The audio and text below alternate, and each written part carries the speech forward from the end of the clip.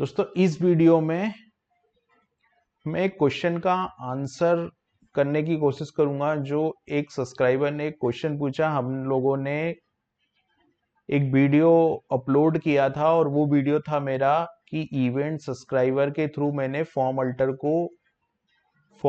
को जो है वो मैंने इम्प्लीमेंट किया था। फॉर्म अल्टर इवेंट इम्प्लीमेंट किया था इवेंट सब्सक्राइबर से। तो उसमें एक सब्सक्राइबर ने क्वेश्चन पूछा था मेरे से, और उस क्वेश्चन का आंसर, पहले तो मैं आपको वो क्वेश्चन दिखाता हूँ वो क्वेश्चन क्या था। तो इस स्क्रीन पे मैं क्वेश्चन लेके आता हूँ। वो क्वेश्चन कुछ इस तरीके से था, जिसमें बोला गया था कि can you explain the difference between using event subscriber और इवेंट डिस्पैचर, है ना।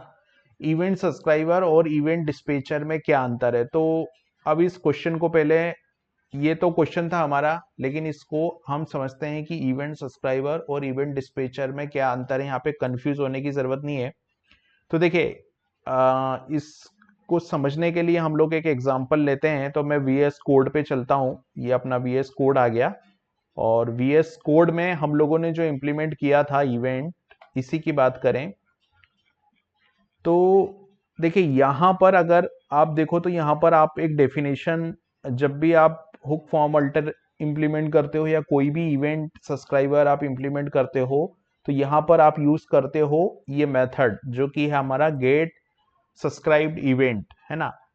तो मतलब आप ऐसा मान लीजिए कि जो इवेंट सब्सक्राइबर होता है वो एक फंक्शन को डिफाइन करना होता है। मतलब जैसे ये जो है आपका, आप ऐसा मान लीजिए कि ये एक फंक्शन है। मतलब ये जो है, जो आपने डेफिनेशन दी है, ये डेफिनेशन ये आपका इवेंट सब्सक्राइबर है। मतलब किसी भी इवेंट की डेफिनेशन लिखना यानी कि उसको सब्सक्राइब करना, ये होता है।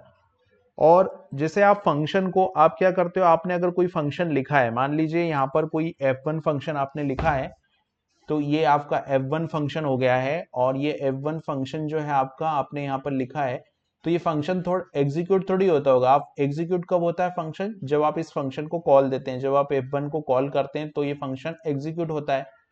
तो उसी तरीके से जो इवेंट डिस्पैचर होता है, उसका मतलब यहाँ पे ये होता है, इवेंट डिस्पैचर का मतलब होता है कि जब आपने कोई इवेंट सब्सक्राइब किया यानी कि आपने उसकी डेफिनेशन लिख दी। अब उस डिस्पैचर का काम होता है कि उस इवेंट को एग्जीक्यूट करना, यानी कि जो इवेंट आपने लिखा है उसको कॉल करना, वो होता है इवेंट डिस्पैचर। तो ये कोर डिस्पैचर भी होते हैं और कंट्रीब्यूटेड मॉड्यूल डिस्पैचर भी होते हैं। हम लोगों ने फॉर्म अल्टर जो इंप्लीमेंट किया है, इसमें देखिए ये डिस्पैचर है, फॉर्म हुक इवेंट। तो ये फॉर्म हुक इवेंट डिस्पैचर जो है, ये हमको कहां से मिल रहा है, ये हमको एक कंट्रीब्यूटेड मॉड्यूल से मिल रहा है। तो ये कोर भी हो सकता है। तो आपने तो क्या किया, आपने यहाँ पे सब्सक्राइब कर दिया, यानी कि आपने फॉर्म अल्टर की बॉडी पे कुछ फंक्शन को डिफाइन कर दिया।